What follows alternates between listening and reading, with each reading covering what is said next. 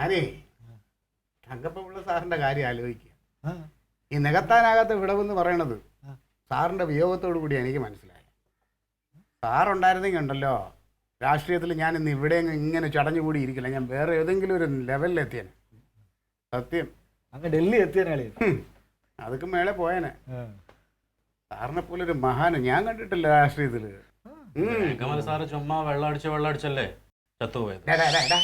ആവശ്യമില്ലാതെ അറിഞ്ഞില്ലാത്ത കാര്യം പറയല്ലേ. അയാൾ ചുമ്മാ വെള്ളം അടിച്ചൊന്നുമല്ല. അയാൾ സമൂഹത്തിന് വേണ്ടിയാണ്, സമൂഹത്തിൽ നടക്കുന്ന ഓരോ കൊള്ളരുതായികൾക്കും എതിരെ മനം നൊന്താണ് അയാൾ കള്ളു പിടിച്ചത്. അല്ലാതെ ചുമ്മാ കള്ളു പിടിച്ചൊന്നുമല്ല. ഇവിടെ രാവിലെ ആകാശവാണി വാർത്ത വയ്ക്കും.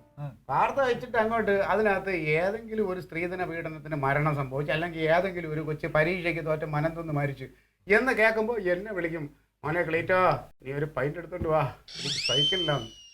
ഞാൻ പൈൻ്റ് എടുത്തോണ്ട് കൊടുക്കും.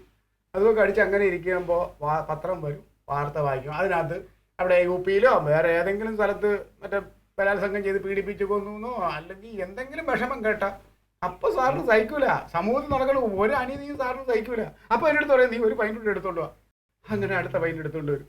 അങ്ങനെ നമ്മുടെ നാട്ടിൽ നടക്കണ അനീതികളെല്ലാം അതിനെല്ലാം എതിരെ അദ്ദേഹം പറഞ്ഞില്ലേ, മനസ്സ് വിഷമിച്ച് കുടിച്ച അങ്ങനെ പോയത്. എല്ലാ ദിവസവും വെള്ളം അടിക്കണമായിരുന്നു. ഓ അതെ, എന്തൊരു മനുഷ്യൻ. ഒരു കണക്ക് നോക്കിയ രാഷ്ട്രീയത്തില് ഞാൻ പറഞ്ഞില്ലേ, എന്നെ എല്ലാം ഓരോ ഇതും പഠിപ്പിച്ചെന്ന് എൻ്റെ സാറെന്ന് വേണമെങ്കിൽ പറയാം. നമ്മളീ പിന്നെ മറ്റേ ഇതുണ്ടല്ലോ മഹാഭാരതത്തില് അർജുനൻ പിള്ളെ പഠിപ്പിച്ചൊരു സാറുണ്ടല്ലോ. മഹാഭാരതത്തിൽ ആര്? അർജുനൻ പിള്ളെ മറ്റേ അമ്പയത്ത് പഠിപ്പിച്ചൊരു സാറ്. ഓ ദ്രോഹാചാര്യർ അല്ലടാ, ദ്രോണാചാര്യർ. ആ സാറിന്റെ തുല്യമായിരുന്നു ഞാൻ തങ്കപ്പ സാറിനെ കണ്ടിരുന്നത്. അല്ലെ ഒരു കാര്യം എനിക്കിഷ്ടപ്പെട്ട എന്തോന്നറിയോ, വേങ്കമലജിയുടെ ആ മുണ്ടും മടക്കം കുത്തിയുള്ള ഒരു വരവുണ്ടല്ലോ, ആ നെഞ്ചൊക്കെ വിരിച്ചിങ്ങനെ ഒരു നിപ്പും, അതൊരു സ്റ്റൈല് തന്നെ, ഒരു കലയായിരുന്നു കാണാൻ. നിനക്ക് സാറിന് അറിയാമോ? അറിയാം. നിനക്കെന്താണ് സാറിന്റെ ആ ഒരു ഇതില് ഇഷ്ടമുള്ള സാറിന്റെ ആ ഒരു ഇതില്? എനിക്ക് വേങ്കമലജിയുടെ അടിയന്തരമാണ് ഇഷ്ടപ്പെട്ടത്. എന്തോന്ന് അടിയന്തരത്തിന് എന്തോന്ന്? നല്ല സൂപ്പർ ഇഡലിയും അടിപൊളി സാമ്പാറും രസവടയും, പിന്നെ നല്ല പായസവും അടപ്രഥമൻ. ഇച്ചിരി ഒന്ന് വാടച്ചു കേട്ടോ. ആ പായസത്തിന്റെ കാര്യം പറഞ്ഞപ്പോണ് വേങ്കമലജിയുടെ ചരമവാർഷികത്തിന് നല്ല ഗംഭീരമായിട്ട് പായസം വെച്ച് എല്ലാ ജനങ്ങൾക്കും കൊടുക്കണം.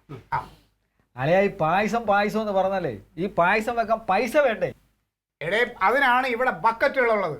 ഈ ബക്കറ്റ് എടുത്ത് കുറച്ച് പോസ്റ്ററുമായിട്ട് നമ്മളങ്ങ് ഇറങ്ങും ആളുകളുടെ ഇടയിൽ പിരിക്കും അന്തസ്സായിട്ട്. അപ്പൊ അതിന് പിരിവ് തന്നെ.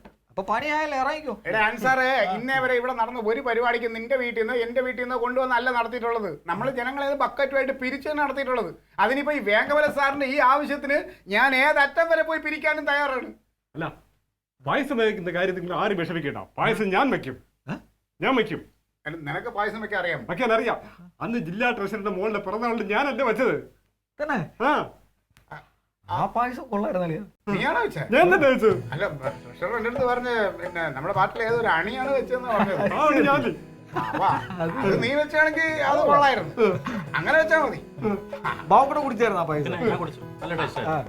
അപ്പൊ അത്രയും മതി. അത് ജനങ്ങൾക്ക് കൊടുക്കണം. അത്യാവശ്യം ഒരു സന്തോഷം. അത് കൊള്ളായിരുന്നു, നല്ല പായസമായിരുന്നു. അപ്പോ ചരമവാർഷികത്തിന് പായസത്തിന്റെ കാര്യം തീരുമാനം. സമാധാനമായി എന്റെ സാറേ.